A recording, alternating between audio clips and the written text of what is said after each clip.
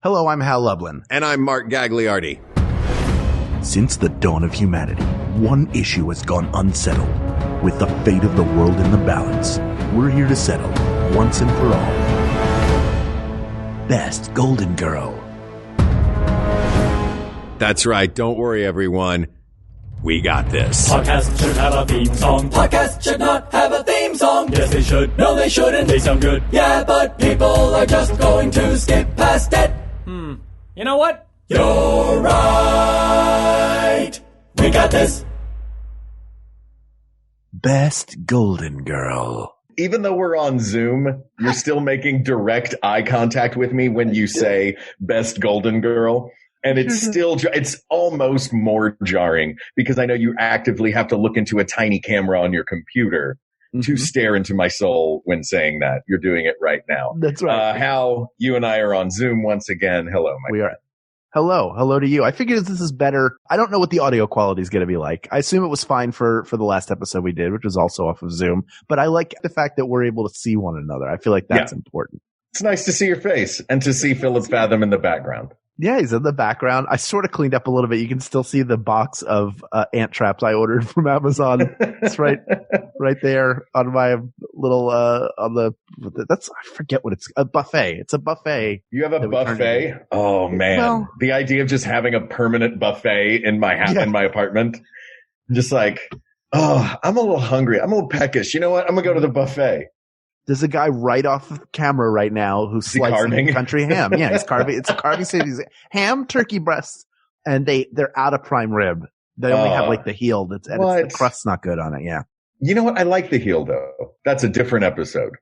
But I like the heel crust. I don't mind those. You really should take those shrimp and put them in the fridge though. They look out like they've been out there for hours. The ice is all melted. They're just in water now. You know what? We just stored in a cold trash can. It's fine. That's so gross. The idea of storing your food in a cold trash can.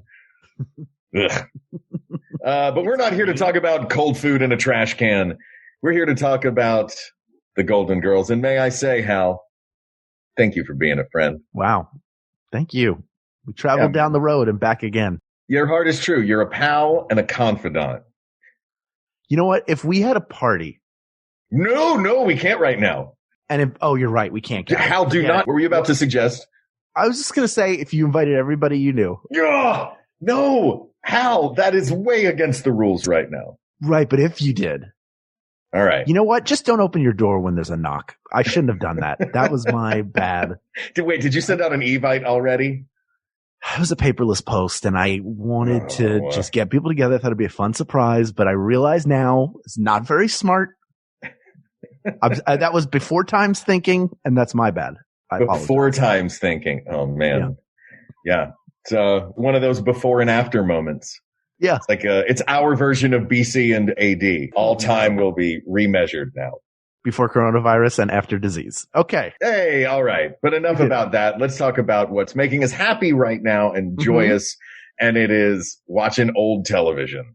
Have you watched Golden Girls of late? I've caught it when it's on. I haven't made a concerted effort to watch it. It's just something that's always been like, if it's on and I catch it, I will sit and watch it. And I watched it pretty religiously when it was first on television. I remember it debuting. Oh, I don't remember the debut, but I remember it all growing up being on television. Yeah. Why was it such a huge deal? Because it was a group of women in their late 50s, early 60s who were starring in a television show. And in 1985, that was kind of unheard of.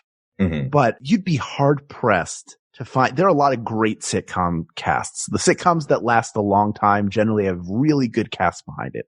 But this was a murderer's row of some of the funniest actors with flawless comedic timing, each one different than the other, working like a string quartet, just making the most beautiful music together that I don't know that I've ever seen a cast that good before or since. Which is amazing considering how much discord there was within. I wonder, do you think that, correct me if I'm wrong, Rue McClanahan and Estelle Getty, they were like journeymen. Estelle Getty was, I don't know much about Rue McClanahan's history, but Estelle Getty was like a journeyman New York theater person for decades. But when this show started, the stars of this show Like the two that had already been stars were Betty White and B. Arthur. Yes. Who for the run of the show did not get along. Which is crazy to think of. Rue McClanahan had been on television. She was on Mama's Family, and she had been on Maude. That's right. Oh, was she a regular on Maude? She was. She was. Wow. I didn't know that. So they had all worked. Estelle Getty was definitely the unknown. She was also the youngest of the four, playing the oldest of the four. I don't think I was aware of B. Arthur and Betty White not getting along. Yeah, I told you I did a little dive today, and I found out some crazy stuff. Well, B. Arthur and I don't want to right off the bat paint a dark picture of a beloved light of a show. So I will just say that the two of them did not get along, somewhat famously, and I wonder if it was because they were the two stars coming in. All right, I'm just going to jump right into this thing. I found a few things. You can't say, oh, we'll come back to this later. Yeah, no. After I drop a couple of things. So I'm wondering if it goes all the way back to World War II. Hear me out. One of them worked on a U-boat. One of them was actually in the women's auxiliary. Let me see what the name of it is exactly. The American Women's Voluntary Services, which was an auxiliary corps that did all sorts of, transportation, which was what she worked on. They entertained the troops. She worked also as an entertainer for the troops. Is that B. Arthur? This was Betty White. Okay, Betty White did it. All right. Betty White was part of this, was in television and left television. She came to television at 19, went and did this during the war. Yeah. At the same time, B. Arthur was a straight up Marine. B. Arthur enlisted in the Marines. Let's see. She joined in early 1943. Okay. Quote, I heard last week that enlistments for women in the Marines were open, so I decided the only thing to do was join. And now her personality analysis, and I'll read a couple of things off of that. What did she take, the Myers-Briggs test? Sort of. They have a bunch of different things, and the boxes that are checked off for her are personal appearance, alert, and trim, speech, distinct, fluent, excellent vocabulary, conversation, argumentative. Okay. General behavior, over-aggressive, frank, and open. General rating on personality, officious, but probably a good worker. She has her own way! ! Is this Beatrice Arthur, the actor, or are you talking about Dorothy? No, this is straight up B. Arthur, the actor. Okay. This is not Dorothy Zbornak. Yeah. No, this is Dorothy Zbornak lived in, as we know, Miami her entire life with Stanley before he ran off with a flight attendant. That's right. Stanley. And then her mother had a stroke, and she had to bring her in to live with them. Yeah. Sophia Petrillo. Everybody caught up? I love it. Just give a general synopsis of the show. Well, that's also the stroke was the reason why Sophia was so acerbic. She'd never been like that before. Yeah. So it sort of unlocked her personality. And I think we'll get back to here's the question. And this topic, by the way, was suggested by John Rondello. Thank you, John. The question is, should B. Arthur automatically win because she was a Marine? Correct. Thank you for your service, B. Arthur. Thank you for your service, B. Arthur. And also thank you for your service, Betty White. Betty White, exactly. Yes. But just to finish that point, I wonder if, because I had heard that B. Arthur didn't like how cheery and girly Betty White was, I wonder if it goes all the way back to, you were a television kid who went and, paraded around as the auxiliary corps. I was a Marine. I ate a dinner of bullets for 6 months straight. Apparently there's rumors she was also a super spy, but that's just rumors. That's like the same rumor that Mr. Rogers was a sniper. Maybe he was. He was not. I don't know. How do you know, He's man? An ordained Presbyterian minister who worked in children's television from a young age, like children's development. Yeah. He's not a sniper. Yeah. What if he was a child sniper? Like he was super great at it. He would not have sniped children. He loved them. No. He was, when he was a child, because we don't know what was going on with him when he was a kid, man. He could have been like Natalie Portman in The Professional. That's true. No. Or like snipering bad guys. He could be Brad Pitt in Mr. and Mrs. Smith, or he could be Angelina Jolie in Mr. and Mrs. Smith. I feel like she was better at her job than he was. Yeah. They're different, certainly different ways to go about it, but I'm a Mrs. Smith guy in our famous Mr. Smith or Mrs. Smith episode. Oh, all right. Sounds like that's another one coming up. Put it on the list. That's right. Mr. or Mrs. Smith. But the question I have is, are we judging the best Golden Girl on both the character and the performer? Or is this really about, are all the criteria going to be based on what we saw on the screen and not who was dropping and giving me 20 off camera? I absolutely think that we should focus entirely on what is on the screen on the Golden Girls. I just wanted to let everybody know that B. Arthur was a Marine. I'm glad you did. This is huge news to me. Yeah. Pretty great, right? Yeah. And then she became like a grande dame of the Broadway, of the Broadway. She was on the Broadway. Then she went did. We got to see B. Arthur on the Broadway. Yes. Yeah. Think about her television career. I mean, really like when it took off in the 70s because of All in the Family and then Maude, led to her being one of the stars chosen for 1978 Star Wars Holiday Special. And she's amazing in it. She goes full Broadway. She sure does. She sings a song to the tune of in the style of the Cantina song from Star Wars. Yeah, and she does. It's so good. It is. It's not bad in a terrible special. Yeah. It shouldn't be in that special at all. That special is. And then Harvey Korman hitting on her at the bar and pouring a drink into the top of his head. Yep.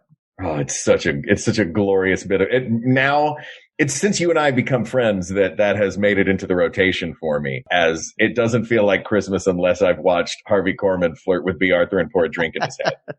With Beatrice Arthur, Harvey Korman, the Jefferson Starship, Diane Carroll. A cartoon by Robert Smigel. That cartoon was bonkers. It was the introduction of Boba Fett. Anyway, I'm not getting pulled into. I see. I started to pull you into Star Wars. It was, look, it's May the Sith be with you. That's right. Revenge of the 6th. Revenge of the 6th. Today is May 6th, when we're recording. Yeah. So I've had Star Wars on the brain. Sorry, but we're talking about the Golden Girls. Yeah, I think it should be about what is on the screen. Okay, good. I'm glad we're in agreement there.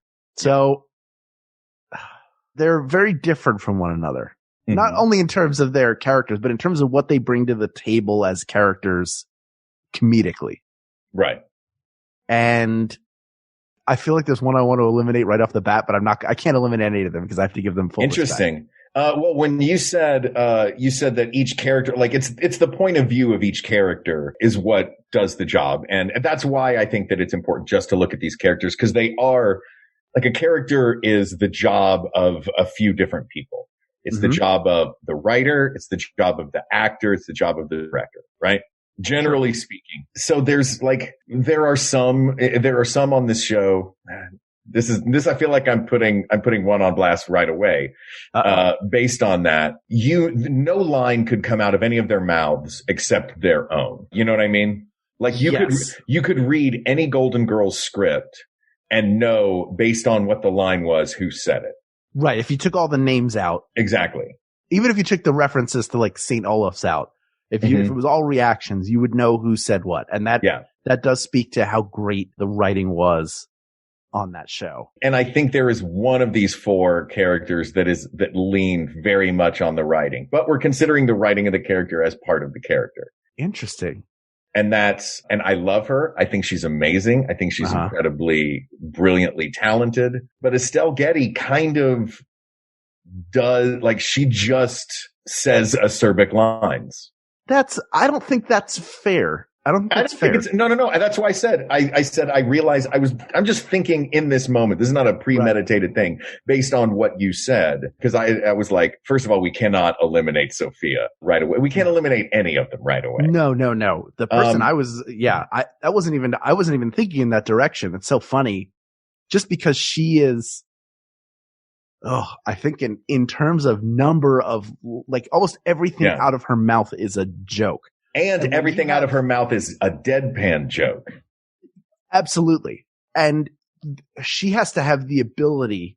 You have to have a really high batting average to get that many jokes written for you. That's true. That's very true. So it's one thing to say they're saying acerbic lines, but you could give that line to a bunch of different actors and they might do okay with it.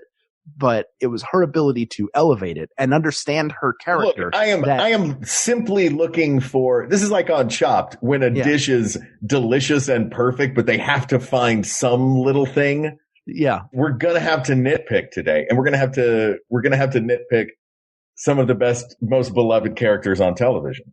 This is true. I think that's an unfair way to pick at her, though. I don't think that's the right pick. True. For her. And also, if the character is, comprised of all of those different elements, then the writing is definitely a part of the character. You know what's fun about this is it's not about one of them being good and the rest of them being bad. Mm-hmm. It is, we've got to figure out what gives one of these characters an edge, even a slight edge over the other three. I do think so. All right. We should look at, like, Blanche is the hot one. Blanche is the hot slight edge. That is a slight edge. Dorothy's the Broadway legend. Slight edge.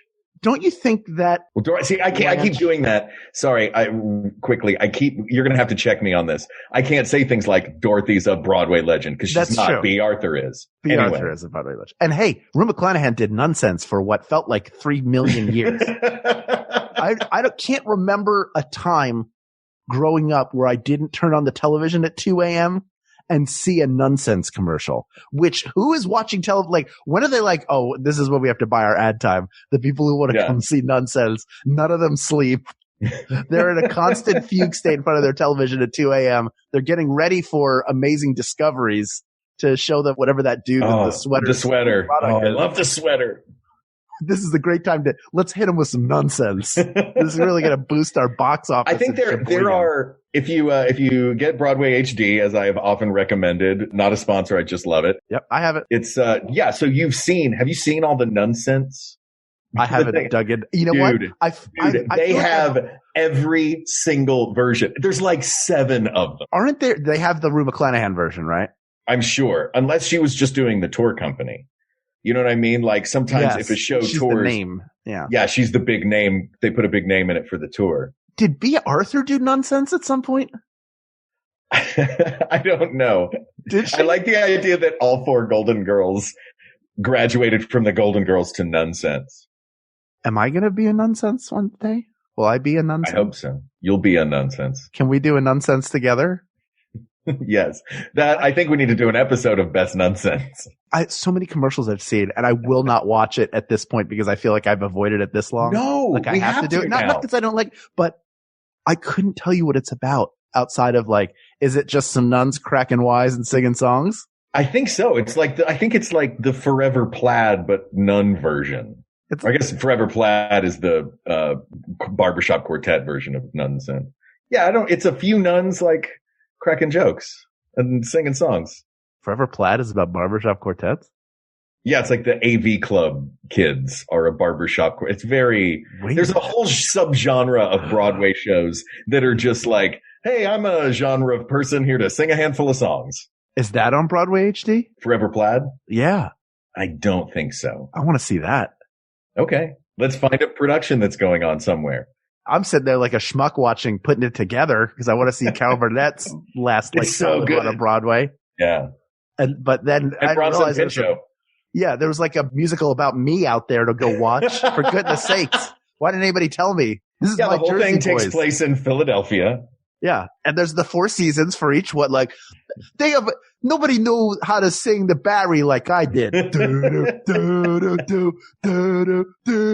Oh, what a night. We've got to stay on topic, Hal. It's very easy to veer in this episode. Okay. You were going to say something. I don't know what it was. About Blanche. Okay. Who I love. It's a great performance. Yeah. Very funny. Never a swing and a miss.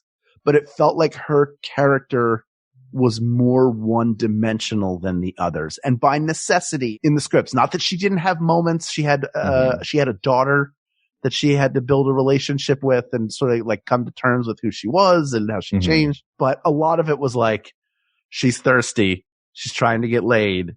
She's going to get laid. And there's nothing wrong with that. I'm not like, ew, gross. It just feels like that was the role she was given. And it just felt like I cannot think of a memorable moment with her. I remember her like sashaying a lot. Yeah. She was Mae West. Like, right. You know, like just that sort of unapologetic sex pot. Yeah, there's just something about it that felt one note to me, that she was one note as a person. And then it's nice when you do have those episodes where they go deeper into her. Yes, there were a lot of episodes where that happened. I was trying to get past it. Sorry. I knew it was going to happen. You said it. I'm sorry. Sorry, everybody. Kids, earmuff it. Uncle Hal's getting dirty. Yeah, no, I get what you're saying. It did seem kind of one note. But they each have like an archetypal thing, except Dorothy. I think Dorothy is the everyman center. It feels like to me because, you know, Rose is the one who had the bonkers childhood in St. Olaf and is naive to the world. Blanche is the sex pot and Sophia is the caustic one.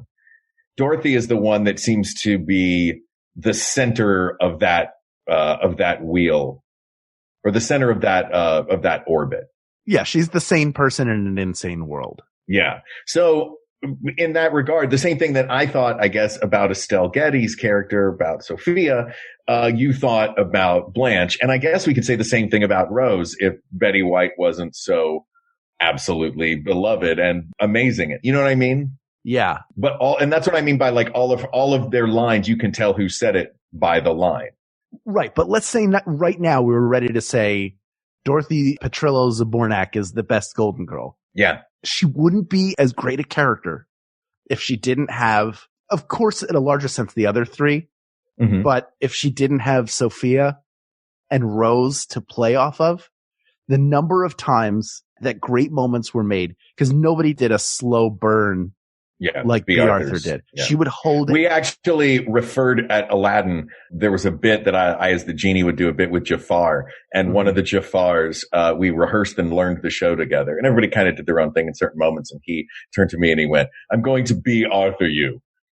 And just does this epic slow burn in the show. So for the rest of the run, every time we did the show together, I knew to expect the B. Arthur. Yeah, it's like that's her signature move.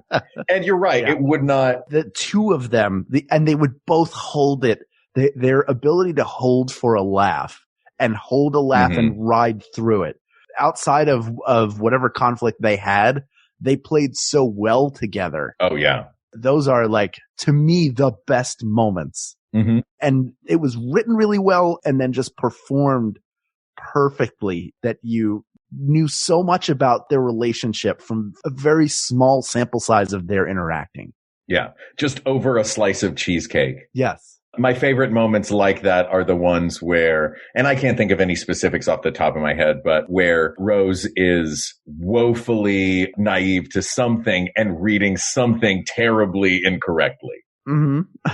And Dorothy, maybe that's why I feel like she's such a great everyman, because not only is she the center of this world and the everyman in that, but the insanity around her, Rose and Sophia specifically in these moments, the reaction that Dorothy has to it would be any rational human's reaction to it. You know what I mean? But delivered in such a perfectly her way. It's very Jack Benny. Like Jack Benny spent his whole career cultivating a couple of things so that he could get the biggest laugh in radio without anyone ever seeing him. You know what I mean? Like, because you knew what Dorothy was thinking all the time, because Dorothy was thinking what you were thinking about what Rose or Sophia or Blanche were talking about. Yes. I do want to shout out a great Blanche moment, because I know I kind of gave her a short shrift. But again, this doesn't work without Dorothy. Blanche is asleep on the dining room table. She has her head down, and Dorothy comes over and whispers, "Blanche, wake up. My wife will be home any minute." And then she pops up and goes, "Oh, where's my shoes?" That was her entire relationship. Dorothy's entire relationship with Blanche was calling her loose. Yes. Her whole relationship. I guess I just want to sidebar here, but this will be informative, I think. Let's go through each of the duos that we can think of. Okay. We'll start with Dorothy because she's the easiest as the center. That's Dorothy Blanche. Dorothy Sophia is mother-daughter. Yep. Which is a million complicated things. Sure. Dorothy Rose is, oh my God, I can't believe how naive you are. Yes. What is Sophia Rose? I mean, it's Sophia making fun of how dumb Rose is. And then I guess, they're kind friendship. of without them being friends. Yeah, she's the pure id or the, what's it, super ego? I don't know whichever one of those three things is mouthy. It's the pure version of that. But like, what is Blanche to Rose's relationship? I'm trying to just think of all of the different. Is it everybody just crapping on Rose being dumb? Well, it's also Rose crapping on Blanche. Here's a great one too. Okay. Is Blanche entering the room and saying, "You know what I hate doing most after a party?" And then Rose sincerely saying, "Trying to find your underwear in the big pile." But again, like all those jokes are Blanche is loose. Yeah, and it's also slut shaming. Yeah, it is very much slut shaming. But Rose doesn't even know she's doing it. She's earnestly answering the question. Yes. Do you know what I hate? I'm just going to actually try to give you a correct answer. Okay, what do I know about you? I know this answer. That's right. She's honest. She's honest and naive. Man. That honesty is so fun too. This is hard. Because that's another wonderful Rose. Are you just scrolling through looking at funny quotes? I'm just looking at I haven't completely lost your attention, haven't I? No, you haven't. How? Now that we're doing this on Zoom and not just audio, I can see your face and I can watch your eyes scroll whatever's on the screen. I didn't. No, I didn't. Yeah, you did. How? How? What'd you find? Give me some gold. All right, here's a good one. This is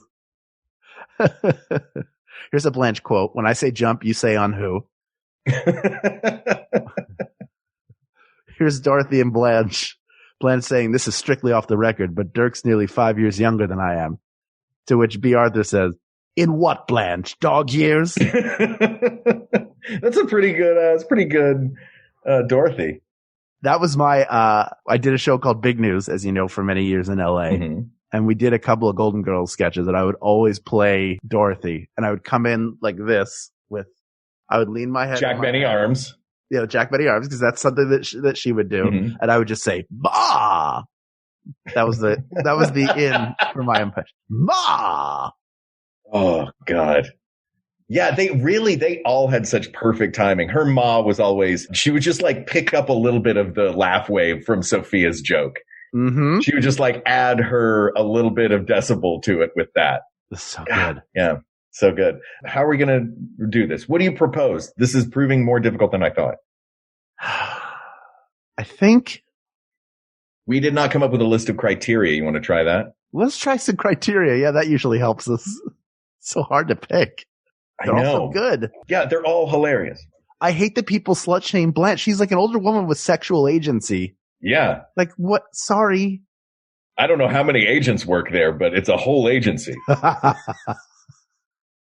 Look at you getting in on it. Yeah, now I know I'm a Golden Girl. I'm out here on the lanai. Which Golden Girl do you think you are and which Golden Girl do you think I am? I think you are, I don't know the answer. I'm just curious what you think. I think we're both a pair of Dorothys. I think we probably are a pair of Dorothys, aren't we? Yeah. Though, because you don't drink, my first thought was, oh, you're Rose. There's some Rose in me. There's some Rose in you. Yeah. Yeah. I'll have a scotch. Do you guys have milk? There's a little bit of Rose in you, but chocolate milk. Can I get a curly straw? Can I get the straw where it's a pair of glasses? and I hemorrhage my brain trying to suck liquid through it. Those things were always so thin. I know. What do you do? Yeah, it was like a full-size straw, but it sipped like a stir. Yeah, exactly. What do you think I am? I think you are Dorothy. I think there's a little Sophia in you. Maybe a little. There's also a little Rose in there. Yeah. There's an innocence to you. They have these traits that a well-rounded person has all of. Yeah. You're more of a Blanche than I am. What do you mean by that? How dare you? I just saw your head move the way your head was moving. It was very well. I'd never. And you're from the South. I am from the South. Yeah. Yeah. Yeah. And also, you've been married for a long time. I have. Yeah. And Jennifer's not left me for a flight attendant yet. Yet. Fingers crossed. It doesn't Fingers happen. crossed. Yeah. One of these guys, she's going to see him on the plane. He's going to have a mask on. She's going to be like, ooh, a doctor. And you're going to be like, honey, no, that's a very Rose thing to say. Don't be such a Rose. Don't be such a Rose, Jen. I think what we should do is take a break and then come back, set the criteria, and make a decision. Great. Let's take a break, and you'll hear from some of the other fine shows on the Maximum Fun Network, all of which deserve your attention. But then we're going to settle this once and for all. It's not easy, folks. You try it. It's very hard. That sounds great. I can't hear myself, but I'm assuming. These are real podcast listeners, not actors. Hey, thanks for coming. Here's a list of descriptors. What would you choose to describe the perfect podcast? I mean, vulgarity. Dumb. Definitely dumb. And right here, this one, meritless. What if I told you there was a podcast that did have all of that? No. Jordan Jesse Go. And it's free. Jordan Jesse Go? Jordan Jesse Go. Jordan Jesse Go, a real podcast. Strange planets, curious technology, and a fantastic vision of the distant future. Featuring Martin Starr. So we're going on day 14. Shuttle still hasn't come. Aparna Nancherla. The security system provides you with emotional security. You do the rest. Echo Kellum. Can you disconnect me or not? Hurry Kondabolu. I'm staying. From Hitchhiker's Guide to the Galaxy, Jeffrey McGivern. Could you play Cyndi Lauper's Girls Just Want to Have Fun? It's The Outer Reach. Stories from Beyond. Now available for free at MaximumFun.org or anywhere you listen. We figured it out, folks. Boy, did we figure it out. We figured out an interesting way, we think, to help us pick who is the best Golden Girl. It's a way that we've never tried before, right? It is. Yeah, we have kind of fun. Developed. We've just developed during the break. 5 proprietary questions. You are not allowed to ask these questions of anybody without our express written consent, and there are royalties involved to us. Daddies have to make money. So we're going to pose these questions and decide who best fits. So whoever is the answer will score a point. There are 5 questions, so it stands to reason. Someone will score 2 points, and that may be enough to lead them to victory. Yes. 2 to 3 points. With five, there's no way there's a tie. Right. What we decided as improvisers, one of the things that we often are asking for is a relationship. So we picked 5 relationships that you can have with a person. We're going to pick which Golden Girl in each of these instances is the one that we would like. Let's start with boss. Which of the Golden Girls would you want to be your boss? I have an answer for this. Rose, but that's just because I'm a lazy worker. Because you know what? And I could convince Rose of anything.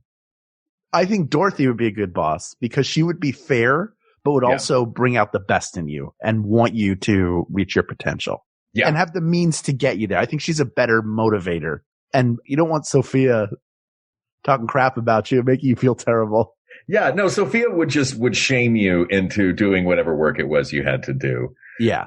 Blanche, like her one note is so one note, I guess. Now I'm realizing it that I don't know how she'd be as a boss. Yeah. You know what I mean? No real sense of it. Yeah. Like, I think that sexual harassment in the workplace would likely be tolerated. She would be like Jennifer Aniston in Horrible Bosses. Yes. That would be her. Yeah. All right. But I feel like Dorothy is the fairest minded out of all of them. Yes. She has her crap together. Yeah. As much as she can, even though her life more than the rest of them. Yeah, it feels like she would run feels like a business that she runs would do well, even though she was she wasn't one of the people who ran the Golden Palace, and look what happened to that. Yeah. Yeah, that show only lasted most of one season, right? Or did they go full season? They maybe went a full season. Maybe. Yeah. This was the Golden Palace was the sequel to Golden Girls that had the sequel. All of the Golden Girls except for B. Arthur. That's right. She pieced out. Yeah. All right. So that clearly is Dorothy for the victory in that one. Mm-hmm. This one's a gimme for Blanche. who's the best lover. Though I don't know, maybe not a gimme because she's all over the place. And Sophia, here's one for Sophia in this one, okay. I think, because she fled Sicily to avoid an arranged marriage. Yes. She fled Sicily for love and moved to the United States with whatever his name is, Petrillo. Uh-huh. So Sophia's got that Italian fire in her. Yes. But yeah. And here's the other thing. Blanche may be skilled at what she does, but she also is not interested in anything long term. Right. She likes to hit it and quit it. Nothing wrong with that. So maybe she doesn't, like, the question is, would her technical ability, which we assume to be prodigious, sure, does that outweigh her desire to sneak out in the middle of the night? I mean, look, we picked these 5 criteria. How can that one not go to? Yeah, it is Blanche. To Blanche. It's Blanche's, of course. It might be one night, but it would be a great night in your life. Yeah, exactly. That's right. All right. Which of them would you want as your best friend? I think I would want Rose as my best friend. I think so too. I think she's sweet and loyal. Mm-hmm. And also like a very good, like she is dumb, but not stupid. Does that make sense? She's wise. She's not unintelligent. She's just ignorant to much of the world. But she is wise, very wise, which I think makes a great best friend. And she's loyal, which is a great friend trait. But then I keep coming back to Dorothy in this one, just because, like, what do you do with your best friend? You sit, you talk about things, right? Sure. And I don't know if there would be too much of a gap with Rose. You think Dorothy is someone you come to for advice? Yeah, which is a value. I think a thing that I value in a best friend. You ask me for advice ever? Absolutely. When did you ask me for advice? I was trying to think of that. You're like a best friend. I was like, oh, has he ever asked me for advice? I know I've asked you for advice. Yeah. Do I give good advice? Yeah, you give great advice. You have your head screwed squarely on your shoulders. You are most often my Jiminy Cricket on my shoulder. I try to be. That's just because I care about you. Saying, are you sure that's a good idea? I just want things to be good. That is my favorite version of Hal advice is, you sure? And well, let's take a look at it. No.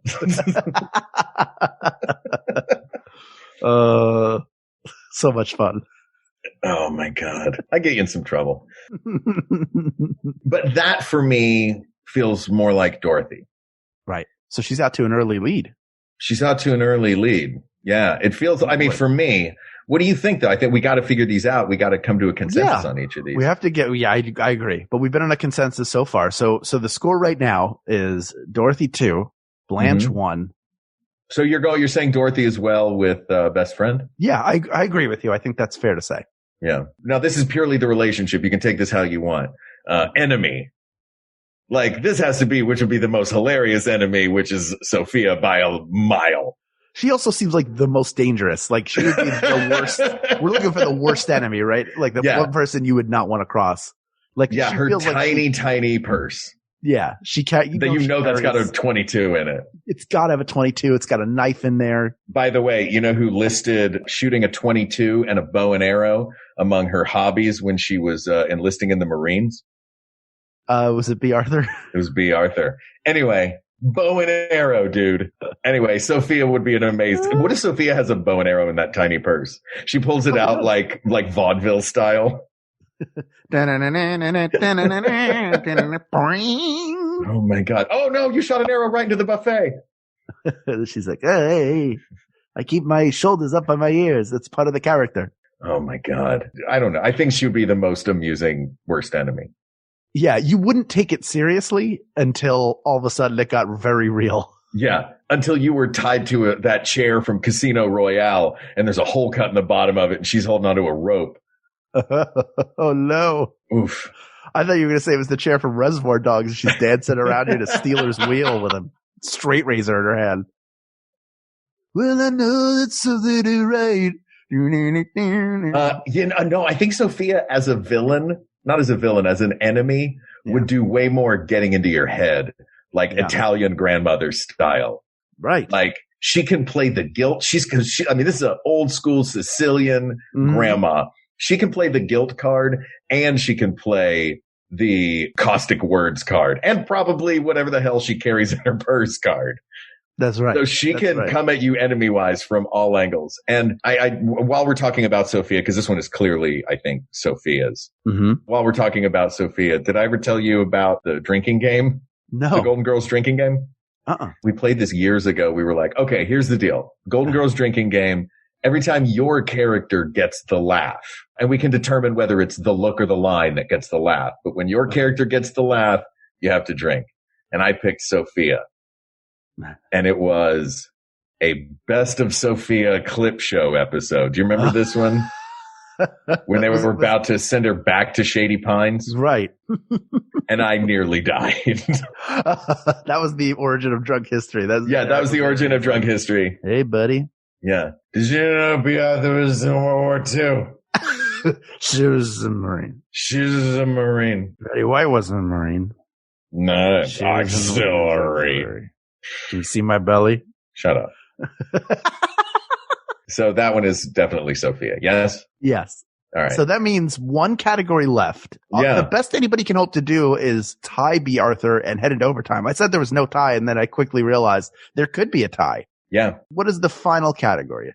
The final category, because look, you and I were kids when this show was first on. A lot of our peers were kids, and everyone who's come after, since this show has been in reruns, were kind of raised by the Golden Girls, by the wisdom of the Golden Girls. So, who would be the best mom? Now, they're all moms on the show. Exactly. So we have this one is quantifiable when you look at the families of the characters. Right. Which means we can kind of look at the episodes and see how they dealt with their kids to see what kind of parents they were. I feel like they all had different issues with their children. Mm-hmm. Like whenever a kid showed up, it was never like everything's going great. It was either the kid had a problem, there was a strained relationship that needed to be solved. The only real mother-daughter dynamic you got to see over and over again was the actual mother-daughter on the show. Yeah, and they obviously cared for one another. Sophia, despite her post-stroke personality shift, still loved her little pussycat. Yeah, exactly. You know, she would say harsh things to her, but she did love her, and this opened something up in her, but it didn't close anything off. It didn't close her love off. It just made her more open in the way she felt about the world. 100%. And that arguably could make her a better mom. It could. I don't know. And may I say right now, neither of us know anything about motherhood. So to all the moms listening out there, I feel like we need to at least, in our give only our experience and can't say who is a better mother because, I know that is a harsh thing. I think the question is, who would we want to have as our mother? Right. Right? It's not a good or bad mother. Right. Which of these 4 characters, if you could choose, would you have as your mother? I have an answer. Do you have one? Does one spring to mind? A couple spring to mind for me, actually. Do 4 spring to mind for you? No, 2 spring to mind. 2 spring to mind. I wonder if one of them is one of mine. I kind of want a 1, 2, 3. All right, pick one. Mm-hmm. Let me know when you've got it. I got it. All right, let's do 1, 2, 3. Ready? Okay. 1, 2, 3. Rose. Yeah. See? Yeah. Because her whole thing is kindness. Mm-hmm. She may be naive, but she is wise and she is kind. Yeah. And, sometimes you want a mother to be oblivious to some of the elements of your life that are either you're not proud of or that are less than pleasant. That's right. But even if she did, even if she was savvy to all of it, she's still all heart and all love. That's right. Does that mean she's tied? No. Did she have another one in there? What it means is that each Golden Girl won 1 category, but only one of them won 2. Wow. Holy moly. Dorothy. It was Dorothy. Folks, here's a little secret. A couple of years ago, Mark and I did a super secret project for a company who we will not mention. And in that, we were doing like a format of this show and trying to translate it to a different medium. And we took topics from you, our beloved listeners, the people of the world, one of whom suggested Best Golden Girl. And we talked about it then. And we came to the same answer we came to tonight. I did not. I mean, I remembered doing it, but we did it as part of a clean slate kind of thing. So it was real short. It was a clean, this was like a deep dive, but even in diving deeper, it becomes clear. I didn't remember that she was the one that won. She was the one that won. Dorothy Zbornak, nay Dorothy Petrillo, is the Best Golden Girl. Because without her, she is, as you pointed out, she's the anchor of that cast. She's the fulcrum. She's like everything that moves around her. She gets great laughs on her own, but she also pluses everybody else. Oh yeah. Nobody reacts like she does. Her reactions are the best, and she has to react to everybody and feed them. And that is, she's a stage legend. She's a stage legend. The actor is a stage legend. They're all four. I mean, no flaws in that cast, but as a character, she that also, because she was the eye of the storm, it allowed her to have a little bit more dimension, because it felt like the show was about her life and these characters were around her. And that evolved over time because they realized what they had. Every show starts out with, all right, who's the star or who are the stars? And then we support them with other characters. And then eventually, like with Friends, you go, we can't have two leads. We're going to have six. All six of them are so great. We could write for all of them forever. It's the same with these four. But put a gun to our head, and the answer is Dorothy Zbornak. Yeah. Please don't put a gun to our head. Please don't do that. Asked and answered. Asked and answered. This was a fun one. I love this show, and now I want to go watch more of it and sit and have cheesecake. Yes. It is kind of the perfect show for the moment we're in right now, though. It is. People being outside, first of all, a lot of outside scenes on the lanai. The whole show feels like when you get your blanket right out of the dryer and then wrap it around you. It's like that warm hug, and it's just comforting, and you feel great. And we all need that right now. And all four of those ladies can provide it to us as an ensemble. Yeah. So stay golden, pony boy. I couldn't think of a Golden Girls way to say stay golden. But stay gold, pony boy. Stay gold. Yeah, that's right. This topic is close, but there are many more topics to discuss. So please reach out to us on Twitter. Check out the Maximum Fun subreddit, or you can email us at wegotThisPodcast@gmail.com, or go to the Facebook group. Share your favorite Golden Girls memories. I know this one's going to set off a lot of discussion. You can do that at Facebook.com/groups/WeGotThisPodcast. Thank you to producer Ken Plume, researcher Kate McManus, graphic designer Uri Kilman, and QA engineer Jen Alba. And thanks, of course, to our musicians, Jonathan Dinerstein and Mike Furman, for our score and theme song, respectively. And thanks to you, the people of the world. Thank you for being a friend. For Hal Lublin, I'm Mark Gagliardi. For Mark Gagliardi, I'm Hal Lublin. And don't worry, everybody. We got this. We got this. MaximumFun.org. Comedy and culture. Artist owned. Audience supported.